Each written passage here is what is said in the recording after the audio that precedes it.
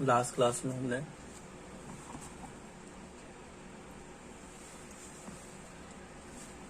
ये डिस्कस किया था। एक क्वेश्चन था कि हिस्टामिन जो है वो क्या होता है और हिस्टडीन का पीके दिया हुआ था। उन्होंने बोला था 7.4 pH पर या 7 भी दे सकता था कि इसका कौन सा फॉर्म एग्जिस्ट करेगा। तो ये मैंने बताया था, ये हिस्टामिन का स्ट्रक्चर है। इसमें से CO2 निकाल दें अगर अपन, तो ये क्या बन जाएगा, हिस्टामिन बन जाएगा। अब अगर हम देखें, बहुत ध्यान से देखें,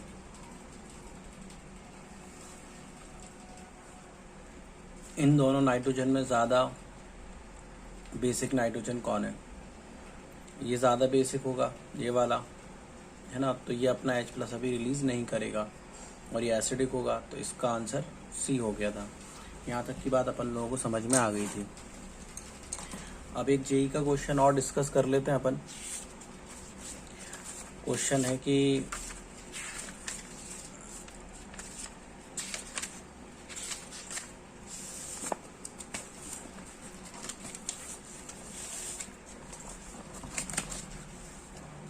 एक डेकापेप्टाइड है। पहले ध्यान से सुनेंगे, क्वेश्चन सुनते हैं।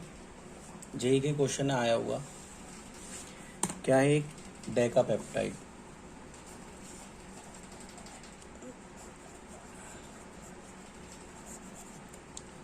ठीक है, एक डेकापेप्टाइड है। अब डेकापेप्टाइड है, तुम लोगों को ये समझ में आ गया होगा कि इसका मतलब क्या है कि अगर अपन इसकी हाइड्रोलिसिस करेंगे, तो अपने को क्या मिलेंगे, 10 अमीनो एसिड्स मिलेंगे। और पेप्टाइड बॉन्ड कितने होंगे, 9।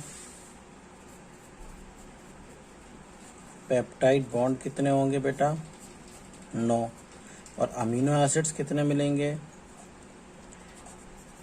अमीनो एसिड्स मिलेंगे 10।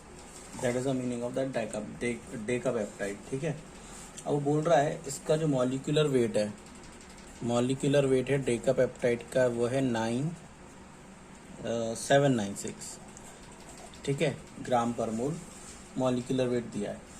उन्होंने बोला कि अगर अपन हाइड्रोलिसिस करेंगे, इसकी हाइड्रोलिसिस करते हैं, कंप्लीट हाइड्रोलिसिस, तो कंप्लीट हाइड्रोलिसिस होने के बाद अपन को मिलते हैं अमीनो एसिड्स एलानाइन,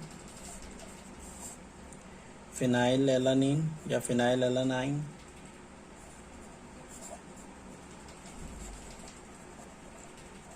ठीक है, ग्लाइसिन। ये 3 अमीनो एसिड्स अपन को मिलते हैं। ठीक, और जो ग्लाइसिन है, मतलब ये 3 अमीनो एसिड जो मिले, तीनों का अगर अपन मॉलिक्यूलर वेट ऐड करें, मतलब इसका जो वेट होगा उस वेट का 47% ग्लाइसिन का वेट है। इसका 47% क्या है, ग्लाइसिन है।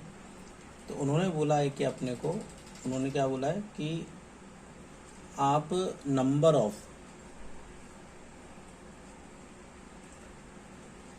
ऑफ ग्लाइसिन यूनिट बताएं। नंबर ऑफ ग्लाइसिन यूनिट कितने होंगे?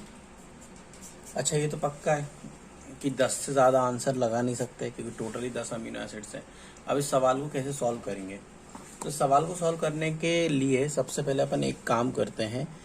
अगर हमारे पास कोई भी एक अमीनो एसिड है, कोई भी एक पेप्टाइड बॉन्ड है, अगर मैं एक पेप्टाइड बॉन्ड की बात करता हूँ और उसकी हाइड्रोलिसिस करता हूँ, तो एक पेप्टाइड बॉन्ड की हाइड्रोलिसिस में मुझे कितने वाटर मॉलिक्यूल लगते हैं? यहाँ पर जो भी वैलेंसी रही होगी, 1 वाटर मॉलिक्यूल लगता है। तो मेरे पास 9 पेप्टाइड बॉन्ड है, तो कितने वाटर मॉलिक्यूल लगेंगे? 9 वाटर मॉलिक्यूल लगेंगे। तो 796 तो डेकापेप्टाइड का, प्लस 9 इंटू 18 क्या है बेटा, मॉलिक्यूलर मास ऑफ वाटर, और 9 वाटर मॉलिक्यूल लगेंगे। तो total molar mass of amino acid, जब अमीनो एसिड अलग अलग होंगे तो उनका टोटल मोलर मास ये हो जाएगा। ठीक है, अब इसका 47% क्या है बेटा, ग्लाइसिन है ना। तो इसका अपन 47% निकाल लेंगे, तो इसको अपन ऐड कर लेते हैं। 9 इंटू 18 कितना हो रहा है बेटा, 9 8 72, 9 वन जा 9 प्लस 7, तो मेरे ख्याल से 162 हो रहा है ये, और ये हो रहा है 796। तो टोटल मोलर मास कितना आ गया? 8, ये 5, और ये हो गया 9। तो टोटल मोलर मास आ गया 958। इसका अपन क्या निकालेंगे बेटा? 47%। तो 47% ऑफ दिस कितना हो गया? ठीक है, वो हो गया 47 डिवाइडेड बाय 100 मल्टीप्लाई 958। ठीक है, अब ध्यान से, अब अपन यहाँ बात करते हैं, अगर एक नंबर ऑफ मॉलिक्यूल एक्स है ग्लाइसिन के, और एक ग्लाइसिन के मोलर मास से अगर अपन मल्टीप्लाई करते तो ग्लाइसिन का मोलर मास निकाल सकते सब लोग।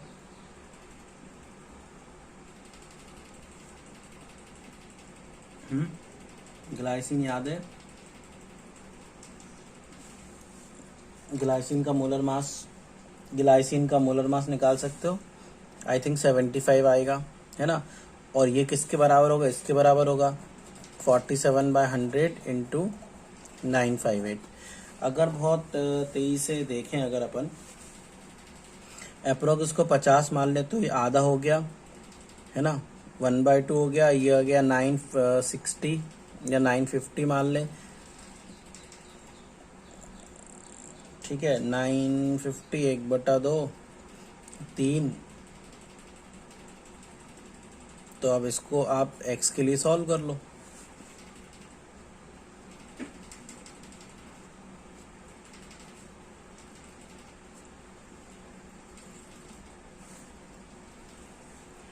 कितना आ रहा है? ये 6 आ रहा है क्या? तो आंसर क्या हो गया बेटा? 6।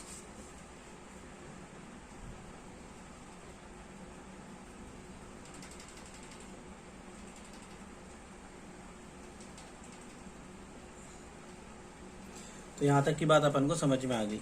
तो क्या अपन क्वेश्चंस कर लेंगे अमीनो एसिड्स के ऊपर बेस? ठीक है, अब कुछ 1-2 एग्जाम्पल हैं जो इम्पोर्टेंट है, वो मैं तुम्हें बता देता हूँ।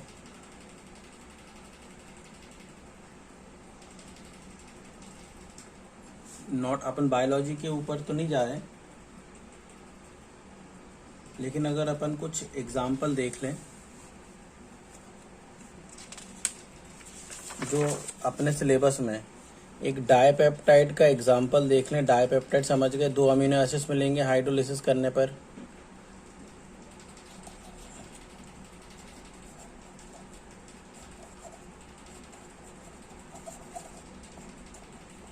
ठीक है, होते बहुत सारे बेटा, लेकिन एक जो इम्पोर्टेंट बात है जो हमें याद रखनी है, डाइपेप्टाइड का एग्जाम्पल होता एनसीरीन भी है, होता कार्नोसिन भी है, लेकिन आपको डाइपेप्टाइड ही याद रखना है सिर्फ और सिर्फ। और उसका जो एग्जाम्पल है वो है एस्पार्टम। एस्पार्टम बेटा एक शुगर है, आर्टिफिशियल शुगर। क्या है? आर्टिफिशियल शुगर है। समझ गए?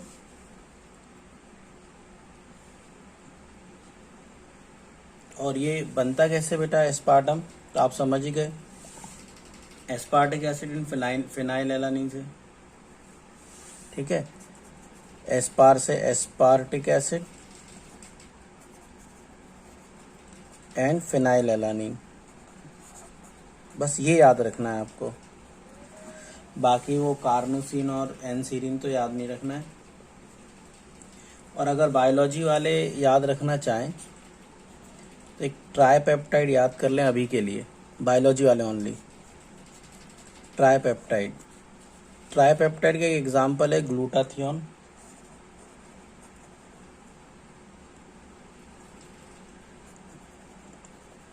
ठीक है, और ग्लूटाथियोन किस किस से बनता है बेटा?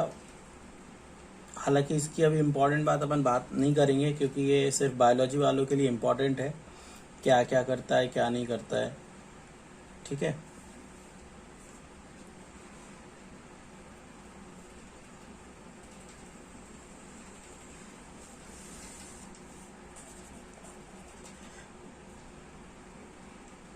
ग्लूटामिक एसिड,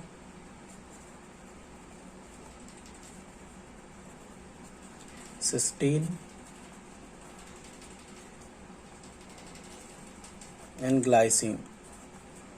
ये ग्लूटाथियोन का एग्जाम्पल आपको याद रखना है बस।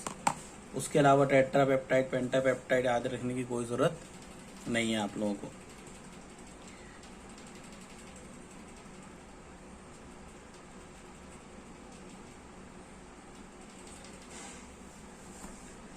अब यहां तक की बात अपन ने समझ ली है।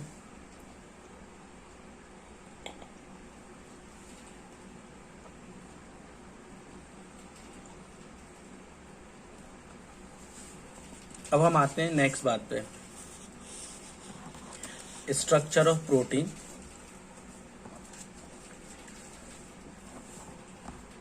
देखो हमारे पास क्या है बेटा, अमीनो एसिड्स हैं।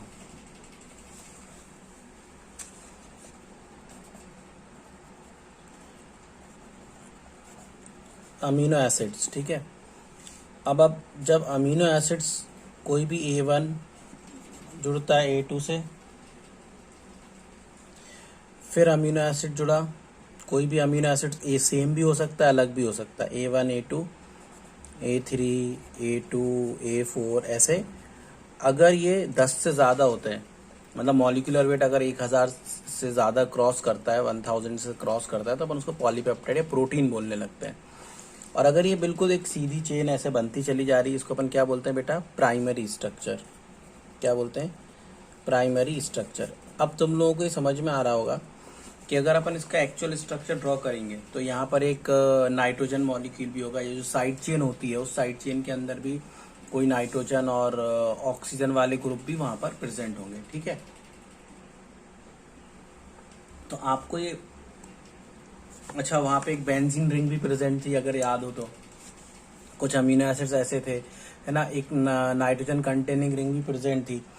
तो वो जो साइड चेन होती है उसमें कुछ ऐसे, जैसे अगर एक देखिए कार्बन चेन भी थी। तो अगर मैं एक स्ट्रक्चर बना लूं, यहाँ पर लेट कर लो कार्बन, यहाँ पर एक साइड चेन बना लेता हूँ, ठीक है। और यहाँ पर एक नाइट्रोजन NH2 ग्रुप लगा देता हूँ, लेट करो। यहाँ हाइड्रोजन लगा हुआ है, यहाँ पे C डबल बॉन्ड हो, ये N, ये एक दूसरा अमीनो एसिड चालू हो गया, ये कार्बन एक साइड चेन, ये हाइड्रोजन, फिर यहाँ पर C डबल बॉन्ड O, फिर एक नाइट्रोजन, ये एक और अमीनो एसिड चालू हो गया, ये कार्बन, ये हाइड्रोजन, और यहाँ पर एक साइड चेन, और यहाँ पर अगर अपन लगा लें C डबल बॉन्ड हो और एक अगला अमीनो एसिड, ऐसे चालू हो गया। अगर आप ध्यान से देखें, अगर मैं यहाँ पर एक लगा लूँ CH3, तो ये वाला एंड क्या कहलाएगा बेटा, ये क्या पानी से मिल सकता है, नहीं, इसको अपन बोलेंगे हाइड्रोफोबिक एंड, ठीक है। लेकिन अगर मैं यहाँ पर लगा लूँ CH2 और यहाँ पर लगा लूँ OH, ठीक है, तो ये वाला जो एंड हो गया इसको क्या बोलते हैं अपन, हाइड्रोफिलिक एंड, ठीक है। अगर मैं यहाँ पर एक और लगा लूँ, जैसे लगा लूँ वैलिन बना लूँ, CH2 CH3 सॉरी CH, यहाँ पे CH3, तो ये पूरा ग्रुप क्या है बेटा, हाइड्रोफोबिक एंड। तो क्या ऐसे ही होगा। तो अगर मेरा एक अमीनो एसिड होगा, ये कोई अमीनो एसिड्स की ऐसे चेन बन रही होगी, प्राइमरी स्ट्रक्चर अगर बन रहा होगा, तो ऐसे सीधी सीधी एक चेन बनती जाती है, ठीक है, एक ऐसे चेन बनती जा रही है। अब ध्यान से सुनना, ऐसे खूब लंबी सी एक चेन बन गई, इसको अपन प्राइमरी स्ट्रक्चर बोलते हैं। और इसमें क्या होगा कि ये जो हाइड्रोफोबिक स्ट्रक्चर है, एक ऐसे इस कलर से मैंने बना दिया हाइड्रोफिलिक, लाइट कर लो। तो जरूरी नहीं कि ये सब हाइड्रोफिलिक ही हो, जैसे मान के चलो यहाँ पर ये क्या है, हाइड्रोफिलिक, ठीक है। और लेट कर लो कि यहाँ पर एक और स्ट्रक्चर आ गया जिसको अपन ने बोला हाइड्रोफोबिक स्ट्रक्चर, ठीक है। फिर आ गया मान लो एक हाइड्रोफिलिक, है ना, फिर आ गया एक हाइड्रोफिलिक स्ट्रक्चर, ठीक है, फिर आ गया एक हाइड्रोफोबिक, ऐसे ऐसे भी स्ट्रक्चर आ सकते हैं। तो इस तरीके से ये जो मैंने बनाया, ये जैसे CH3 आ गया यहाँ ग्रीन वाला, ये वैलिन आ गया, लेट कर लो, ये OH आ गया, है ना, मान लो वो लाइसिन आ जाए, सल्फर ग्रुप कंटेनिंग आ जाए, सिस्टीन आ जाए, मिथियोनिन,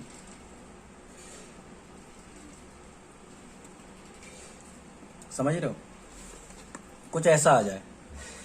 तो अब ये जो स्ट्रक्चर कहलाता है इसको अपन क्या बोलते हैं बेटा, प्राइमरी स्ट्रक्चर ही फॉर्म होना चालू होता है, ठीक है।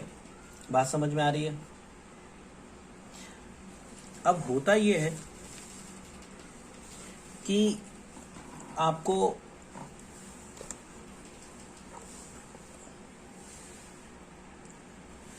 ठीक है, अब ये इस तरह की एक चेन बन रही है। अपन समझते हैं कि हाइड्रोफिलिक, हाइड्रोफोबिक एंड बनता है। ये प्रोटीन का एक प्राइमरी स्ट्रक्चर होता है। अब क्या होता है सेकेंडरी स्ट्रक्चर में, क्या होता है सेकेंडरी स्ट्रक्चर, ठीक है, सेकेंडरी स्ट्रक्चर में क्या होता है, यही जो चेन होती है ये ऐसे कॉइल इस तरीके से बनाती है कि जो हाइड्रोजन बॉन्डिंग हो, हाइड्रोफिलिक एंड के बीच में क्या होता है, हाइड्रोजन बॉन्डिंग होना चालू होती है। तो उस हाइड्रोजन बॉन्डिंग की वजह से इस तरीके से लेट करो, ये एक अमीनो एसिड्स मान लो यहाँ आया, ये दूसरा अमीनो एसिड्स ऐसे आया, तीसरा ऐसे आया, चौथा ऐसे, इस तरीके से कॉइल, ये पूरा अमीनो एसिड्स ऐसे कॉइल होते हैं ताकि इनके हाइड्रोफिलिक एंड के बीच में क्या होने लगे बेटा, क्या होने लगे, हाइड्रोजन बॉन्ड बनने लगे। हाइड्रोजन बॉन्ड बनने से क्या आएगा बेटा, स्टेबिलिटी आएगी। तो मैं एक काम करता हूँ, ऐसे कुछ बना देता हूँ, जैसे एक ये कॉइल बना, यहाँ पे हाइड्रोफिलिक एंड आया और फिर यहाँ पर एक एंड आया तो ये हाइड्रोफिलिक एंड आ गया।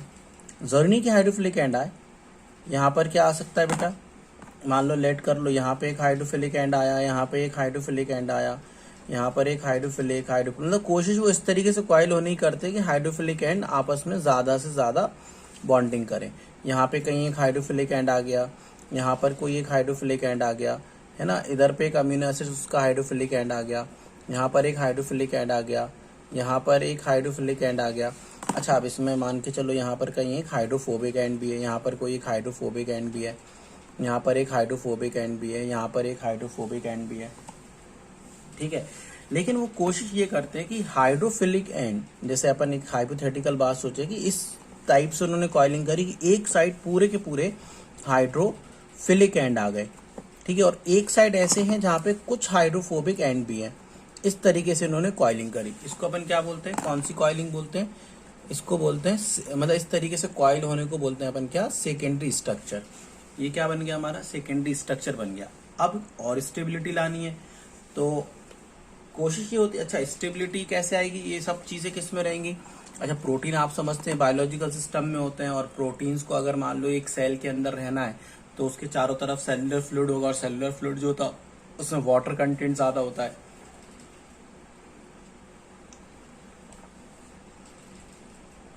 ना। जब ये वाटर कंटेंट ज्यादा है तो अगर इस साइड से पानी आया तो वो तो स्टेबिलिटी बढ़ा रहा है, लेकिन जब यहां से पानी आया तो यहाँ पर क्या है, हाइड्रोफोबिक एंड भी है, तो ये स्टेबिलिटी को कम करेगा, पानी से इसका इंटरेक्शन होगा नहीं, तो ये प्रोटीन पानी में सॉल्युबल नहीं होगा। तो ये प्रोटीन अपने आप को क्या करता है कि स्टेबलाइज करने के लिए, है ना, ये अपने आप को स्टेबलाइज करने के लिए ये कुछ इस तरीके से कॉइल बनाता है, इस तरीके से ये अपने आप को बैंड करता है। लेट करो ये ऐसे पकड़ के यू बैंड हो जाए, है ना, देखना मैं इस तरीके से बैंड करने की कोशिश कर रहा हूँ, इस तरीके से बैंड हो गया। अब जब ये बैंड हुआ, मैंने इसको पकड़ के ऐसे बैंड किया है, ये दोनों एंड उठा के ऐसे बैंड कर दिए, है ना, तो ये ऐसा बैंड हो गया। तो अब ये जो इधर पे जो दिखा हमें, वो क्या दिखा, सारे के सारे तुम्हें बाउंड्री पर, पेरीफेरी पर, सरफेस पर क्या दिखेंगे, पेरीफेरी पर क्या दिखेंगे सारे, बताओ, हाइड्रोफिलिक एंड दिखेंगे। और अगर हाइड्रोफिलिक एंड दिखेंगे तो जब ये सेल के अंदर होगा ये प्रोटीन, तो क्या होगा, इसके चारों तरफ पानी के मॉलिक्यूल्स आएंगे और इसकी स्टेबिलिटी को बढ़ाएंगे। और यहाँ पर ये जो हाइड्रोफिलिक एंड थे ये आपस में हाइड्रोजन बॉन्डिंग करके और स्टेबिलिटी बढ़ा रहे हैं। लेकिन कई बार क्या होता है, हाइड्रोफिलिक एंड के सामने हाइड्रोफोबिक एंड भी आ गया, है ना, लेकिन ये क्या हुआ, इंटरनल साइड है, अंदर की साइड है। तो अंदर की साइड होने से क्या हुआ बेटा कि ये थोड़ा बाहर के पानी से क्या रहा, प्रोटेक्ट रहा, तो इसकी स्टेबिलिटी ज्यादा हो गई। किसकी, किससे ज्यादा हो गई, इस वाले स्ट्रक्चर से ज्यादा हो गई, है ना। तो उसने हाइड्रोफोबिक एंड को प्रोटेक्ट कर लिया, ऐसे इनवर्ड इस तरीके से कॉइलिंग करा कि सारे के सारे हाइड्रोफोबिक एंड कहाँ चले जाएं, इनवर्ड चले जाएं। जब ऐसा होता है तो इसको बोलते हैं टर्शरी स्ट्रक्चर, ठीक है। क्या बोलते हैं इसको अपन, टर्शरी स्ट्रक्चर। तो प्राइमरी स्ट्रक्चर समझ आया, ये प्राइमरी स्ट्रक्चर बिल्कुल सीधी सीधी चेन ही हो गई, प्राइमरी स्ट्रक्चर ये होगा सेकेंडरी स्ट्रक्चर, और इसको अपन क्या बोलते हैं बेटा, टर्शरी स्ट्रक्चर। समझ में आ रही बात, पक्का। अब अगर अपन आगे बात करते हैं, ठीक है, अब क्या होता है कि अगर ये वापस से क्या होता है, और स्टेबलाइज होने के लिए ये और फर्दर कॉइलिंग करता है। अगर इसकी फर्दर कॉइलिंग हो जाए, तो इसको अपन क्या बोलते हैं, अपन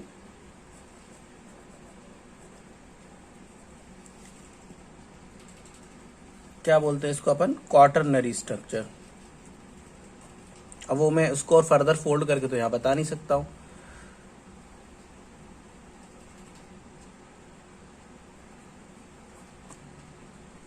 क्या बोलते हैं अपन इसको, क्वाटरनरी स्ट्रक्चर। ठीक है, यहां तक अपने को बात समझ में आ गई है। ठीक है भाई, बहुत बढ़िया। मतलब पहले प्राइमरी स्ट्रक्चर, फिर सेकेंडरी स्ट्रक्चर, फिर टर्शरी स्ट्रक्चर, फिर क्वाटरनरी स्ट्रक्चर। अब जो बायोलॉजिकल जो इंपॉर्टेंस होती है वो इन चारों की होती है। कई जगह प्राइमरी स्ट्रक्चर प्रोटीन का बायोलॉजिकल इंपॉर्टेंस दिखाता है, कई जगह सेकेंडरी स्ट्रक्चर बायोलॉजिकल इंपॉर्टेंस दिखाता है, कई जगह टर्शरी स्ट्रक्चर बायोलॉजिकल इंपॉर्टेंस दिखाता है। ठीक है, कई जगह क्वाटरनरी स्ट्रक्चर बायोलॉजिकल इंपॉर्टेंस दिखाता है। ठीक है, बहुत बढ़िया, समझ में आता है अपने को। अब एक चीज होती है, क्या होता है, सुनना मेरी बात, ये सेल के अंदर ये प्राइमरी सेकेंडरी में कन्वर्ट हो जाता है, सेकेंडरी टर्शरी में कन्वर्ट हो जाता है, टर्शरी क्वाटरनरी में, क्वाटरनरी टर्शरी में, क्वाटरनरी सेकेंडरी में, quaternary primary, as per the need, as per the enzymatic reaction cell के अंदर ये होता रहता है। लेकिन अगर अपन एक एक्सटर्नल ट्रीटमेंट दें, केमिकल ट्रीटमेंट दें या हीटिंग प्रोसेस करें, तो क्या होता है कि क्वाटरनरी स्ट्रक्चर अगर है या टर्शरी स्ट्रक्चर है या सेकेंडरी स्ट्रक्चर है, ये जो स्ट्रक्चर है हीटिंग प्रोसेस से अपने नेटिव फॉर्म में आ जाता है। ठीक है, किस में आ जाता है, अपने नेटिव फॉर्म में आ जाता है। मतलब ये प्राइमरी फॉर्म में आ गया। अब सुनना, अभी आगे, अभी खत्म नहीं हुआ। ठीक है, क्या होता है कि ये अपने नेटिव फॉर्म में आया। नेटिव फॉर्म में आने का मतलब या तो आप हीटिंग करें या केमिकल ट्रीटमेंट करें, केमिकल ट्रीटमेंट मतलब एसिड से ट्रीट कराएं, बेस से ट्रीट कराएं। तो वो इस फॉर्म में पहले तो सबसे पहले क्वाटरनरी या टर्शरी, अगर वो क्वाटरनरी है तो टर्शरी बनेगा, टर्शरी से सेकेंडरी बनेगा, सेकेंडरी से प्राइमरी, ये नेटिव फॉर्म में आ गया। अब क्या होगा, ये पूरे इसके हाइड्रोफिलिक और हाइड्रोफोबिक बॉन्ड क्या होगा, एक्सपोज हो गए। अब क्या होता है कि जब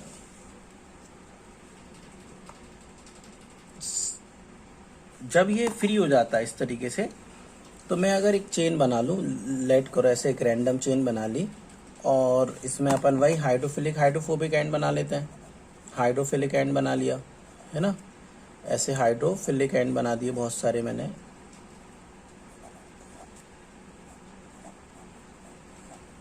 ठीक है, और उसके बाद मैंने यहाँ पर कुछ हाइड्रोफोबिक एंड भी बना दिए कुछ, क्योंकि हाइड्रोफोबिक एंड थोड़े कम होते हैं, हाइड्रोफिलिक एंड थोड़े ज़्यादा होते हैं। तो अब ये जो नेटिव फॉर्म में जब आया, कब, जब अपन इसका केमिकल ट्रीटमेंट कर रहे हैं, जब अपन उसकी हीटिंग कर रहे हैं, तो होता क्या है कि ये जो वाटर मॉलिक्यूल्स होते हैं उस सेल में या उस पर्टिकुलर जगह पर, क्या होता है, वाटर मॉलिक्यूल जो होते हैं, तो अपन क्या करते हैं, ऐसे वाटर मॉलिक्यूल हाइड्रोफिलिक एंड्स पर चिपकते जाते हैं, है ना। वाटर मॉलिक्यूल इस तरीके से चिपकते जाएंगे, है ना। अब सुनो,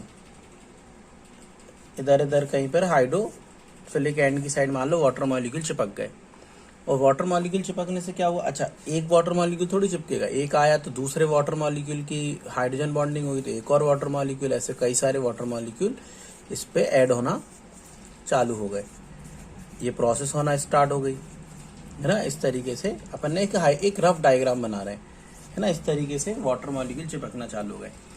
अब क्या होगा कि ये तो एक चेन है, क्या ऐसा दूसरी चेन में भी हो रहा होगा, हाँ बिल्कुल हो रहा होगा। तो एक दूसरी चेन भी ऐसे आ रही होगी, एक इधर से भी कोई चेन आ रही होगी, एक इधर से भी चेन आ रही होगी, और इसमें भी क्या है, वाटर मॉलिक्यूल चिपके होंगे, इसमें भी वाटर मॉलिक्यूल चिपके होंगे, और ये वाले वाटर मॉलिक्यूल इस चेन के साथ क्या कर रहे होंगे, इंटरेक्शन दिखा रहे होंगे, है ना। तो मतलब एक चेन के वाटर मॉलिक्यूल दूसरी चेन के वाटर मॉलिक्यूल से क्या कर रहे होंगे बेटा, इंटरेक्शन दिखा रहे होंगे, और क्रॉस लिंकिंग फॉर्म होना चालू हो गई होंगी। तो जब इस तरीके का फॉर्म बन जाएगा, ठीक है, तो ये एक ऐसा बहुत ऐसे बड़ा सा cross link form, larger form बनता चला जाएगा, ठीक है। और जो पानी होगा वो इसके अंदर चिपकता चला जाएगा, तो इसको बोलेंगे अपन कोगुलेशन हो गया।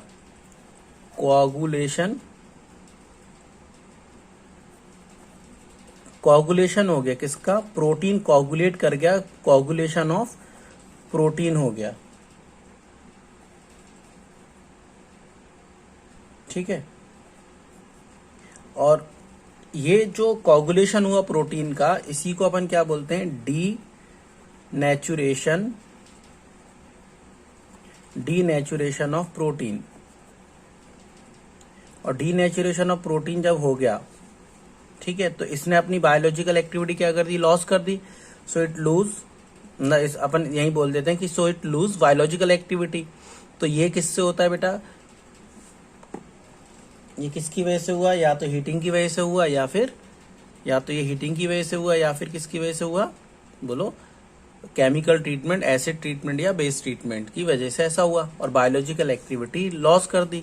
तो प्रोटीन का आ गया, कोगुलेट कर गया, जम गया। जब ये क्रॉस लिंकिंग बनी तो एक बड़ा सा एक स्ट्रक्चर डेवलप होने लगा, और इसकी सॉलिबिलिटी क्या होगी बेटा?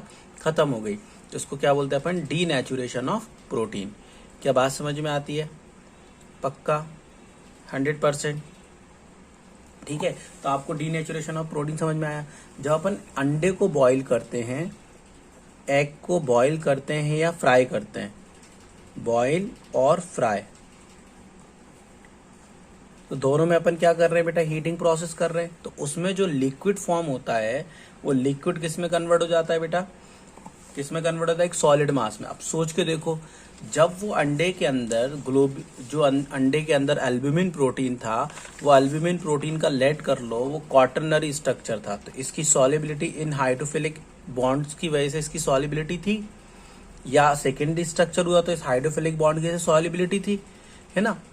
प्राइमरी स्ट्रक्चर ही मान लो किसी प्रोटीन का रहा हो तो उसकी सॉलिबिलिटी थी हाइड्रोफिलिक एंड की वजह से। लेकिन जब अपन ने बॉइलिंग करी तो हुआ ये कि जो वाटर मॉलिक्यूल थे वो फटाफट हाइड्रोफिलिक एंड से ऐसे चिपकने लगे। वैसे तो इस फॉर्म में नहीं होगा, वो नेटिव फॉर्म में, तो वो क्या करने लगे? इस तरीके से वाटर मॉलिक्यूल चिपकने लगे और क्रॉस लिंकिंग डेवलप होने लगी। तो प्रोटीन क्या कर गया बेटा? इकट्ठा होने लग गया, तो उसको क्या बोलते हैं? Coagulation of protein. और जब वो इकट्ठा होने लगे तो मतलब उसकी सॉलिबिलिटी क्या हो गई? लूज हो गई। और इस प्रोसेस को हम क्या बोलते हैं? कोगुलेशन ऑफ प्रोटीन को क्या बोलते हैं अपन? Denaturation of protein. तो ये 12th बोर्ड का एक इंपॉर्टेंट क्वेश्चन भी है कि जब अपन अंडे को उबालते हैं या फ्राई करते हैं तो सॉलिड मास में कन्वर्ट क्यों हो जाता है? तो उसका सिंपल आंसर होगा because of denaturation of protein. क्या बात समझ में आ रही है? पक्का?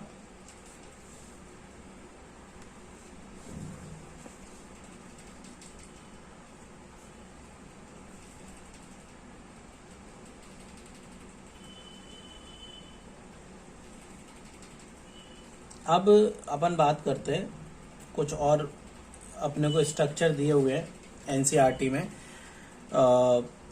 प्राइमरी, सेकेंडरी, टर्शियरी स्ट्रक्चर के अलावा भी अपने को कुछ और प्रोटीन्स के स्ट्रक्चर दिए हुए हैं।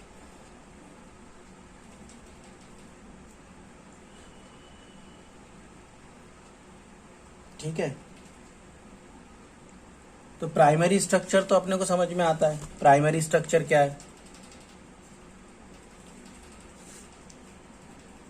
ठीक है। अब सेकेंडरी स्ट्रक्चर में क्या होता है कि एक तो मैंने तुम्हें सेकेंडरी स्ट्रक्चर ये बताया, एक तो ये बताया, ठीक है, इसको बोलते हैं हेलिकल स्ट्रक्चर, सेकेंडरी स्ट्रक्चर को। लेकिन एक और सेकेंडरी स्ट्रक्चर होता है, मैं यहीं डिस्कस कर लेता हूँ। उसमें क्या होता है, ये जो प्राइमरी स्ट्रक्चर होते हैं, है ना, तो वो कुछ इस तरीके से अपन ऐसे ऐसे एक प्राइमरी स्ट्रक्चर बना लें। यहाँ पे हाइड्रोफिलिक एंड बना लेते हैं, है ना, यहाँ पे एक हाइड्रोफिलिक एंड बना लेते हैं, ठीक है। और एक और स्ट्रक्चर बना लेते हैं, एक और स्ट्रक्चर बना लेते हैं। तो एक प्राइमरी स्ट्रक्चर का दूसरे प्राइमरी स्ट्रक्चर के हाइड्रोफिलिक एंड से क्या होता है बेटा? एक बॉन्डिंग होना चालू होती है ना, हाइड्रोजन बॉन्ड फॉर्म होना चालू होता है, ठीक है, ऐसे बॉन्डिंग होना चालू होती है। इसको क्या बोलते हैं बेटा अपन? बीटा प्लेटेड स्ट्रक्चर, है ना। इस तरीके से बॉन्डिंग होना चालू हो जाती है, हाइड्रोजन बॉन्ड से ये जुड़े रहते हैं। तो इसको अपन क्या बोल देते हैं, बीटा प्लेटेड स्ट्रक्चर। ये शीट लाइक, ये शीट के जैसा एक प्लेनर स्ट्रक्चर मान के चलो, इसमें एक प्राइमरी स्ट्रक्चर, इधर एक प्राइमरी स्ट्रक्चर है, इधर एक प्राइमरी स्ट्रक्चर है, तो एक शीट लाइक स्ट्रक्चर फॉर्म हो जाता है। तो सेकेंडरी स्ट्रक्चर दो टाइप के होते हैं, या तो हेलिकल होता है या शीट लाइक होता है। और इस शीट को अपन को क्या बोलते हैं, बीटा प्लेटेड स्ट्रक्चर, और इसको क्या बोलते हैं अपन, हेलिकल स्ट्रक्चर, अल्फा हेलिक्स बोला जाता है। क्या यहां तक बात समझ में आती है? तो सेकेंडरी स्ट्रक्चर कितने टाइप के हो गए बेटा, दो टाइप के हो गए, ठीक है।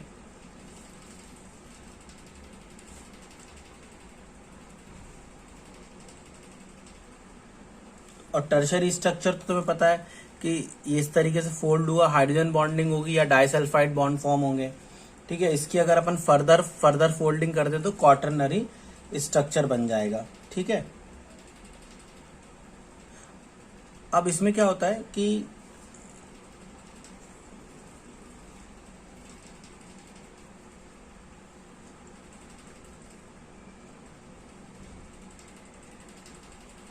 अब ये जो क्वाटरनरी स्ट्रक्चर होता है, जब ये वापस से फोल्ड होता है, ये तो ऐसे ग्लोब्यूल्स के फॉर्म में ऐसे वापस फोल्ड हुआ, तो क्वाटरनरी से मान लो ग्लोब्यूल्स के फॉर्म में बन गया। तो अगर ये ग्लोब्यूल्स बन गए, ऐसे बॉल्स लाइक बन गए, बॉल्स के जैसे बन गए, इसको अपन क्या बोलते हैं, ग्लोब्यूलर प्रोटीन्स। मतलब जिन प्रोटीन्स में ऐसे बॉल्स लाइक, क्वाटरनरी स्ट्रक्चर ऐसे बॉल्स लाइक होता है, ऐसे बिल्कुल स्फेरिकल फॉर्म में आ जाए, ये पूरा इस तरीके से बाइंड अप हो कि ये बॉल्स लाइक बन जाए, बॉल जैसे बन जाए, ग्लोब्यूल्स बन जाए, बलून, छोटे छोटे बलून समझ लो, तो इसको क्या बोलते हैं अपन, ग्लोब्यूलर प्रोटीन्स बोलते हैं। क्या बोलते हैं, ग्लोब्यूलर प्रोटीन। अब जब ये ग्लोब्यूलर प्रोटीन होते हैं तो क्या होता है, इस ग्लोब्यूलर प्रोटीन को अपन एक यूनिट बोलते हैं। क्या बोलते हैं, एक यूनिट, ठीक है। अब लेट करो, ऐसे मान लो ऐसे चार ग्लोब्यूल्स की कॉम्बिनेशन में ये एग्जिस्ट कर रहा है, तो इसको क्या बोलते हैं अपन, टेट्रामर, ठीक है। इसका एग्जाम्पल जो होता है वो क्या होता है बेटा, हीमोग्लोबिन, ठीक है। इसका एग्जाम्पल क्या होता है बेटा, हीमोग्लोबिन। ऐसी होता है बेटा ऑक्टामर, है ना, टेट्रामर ऑक्टामर के फॉर्म में एग्जिस्ट करते हैं। तो इतनी अपन को बायोलॉजी पे ध्यान नहीं देना है। लेकिन कई प्रोटीन्स ऐसे होते हैं ग्लोब्यूल्स, मतलब क्वाटरनरी जो स्ट्रक्चर होते हैं वो ग्लोब्यूल्स के फॉर्म में एग्जिस्ट ना करके बेटा फाइबर्स के फॉर्म में एग्जिस्ट करते हैं। किसके फॉर्म में एग्जिस्ट करते हैं बेटा, फाइबर्स के फॉर्म में एग्जिस्ट करते हैं। और अगर वो फाइबर्स के फॉर्म में जब एग्जिस्ट कर रहे हैं तो इसका मतलब है कि उनको बोलेंगे फाइब्रस प्रोटीन। तो जो हमारे हेयर्स होते हैं वो फाइबर्स प्रोटीन के बने होते हैं, उसको क्या बोलते हैं अपन, इसको क्या बोलते हैं अपन, हेयर्स को कौन सा प्रोटीन होता है उसके अंदर, केराटिन प्रोटीन होता है। कौन सा प्रोटीन होता है, केराटिन प्रोटीन। ऐसे हमारे नेल्स होते हैं, नाखून, उसके अंदर भी केराटिन प्रोटीन होता है ना। तो ये सब फाइब्रस प्रोटीन के बने होते हैं, ठीक है। तो आप लोग क्या करोगे, यहां तक एनसीईआरटी से रीड आउट करोगे और एनसीईआरटी में इसको एक बार देखोगे और उसको अच्छे से रीड आउट करोगे स्ट्रक्चर्स को। अगर डाउट आता है तो तुम लोग मुझसे पूछोगे, ठीक है। चलो, और फिर मैं लाइव क्लास चलूंगा अभी। मुझे लगा कि यार बहुत दिन से क्लास नहीं हो रही है, बड़ा इरिटेशन था, तो मैंने एक वीडियो बना के अपलोड कर दिया, क्योंकि मैंने तुम्हें इन्फॉर्म नहीं किया और मुझे ऐसा लगा कि नहीं अभी पढ़ाना है, अभी लेनी है क्लास, तो मैंने कहा चलो अपलोड कर देते हैं, है ना, इस तरीके से। तो अभी अगली क्लास होगी तो मैं इन्फॉर्म करता हूँ तुम लोगों को, ठीक है।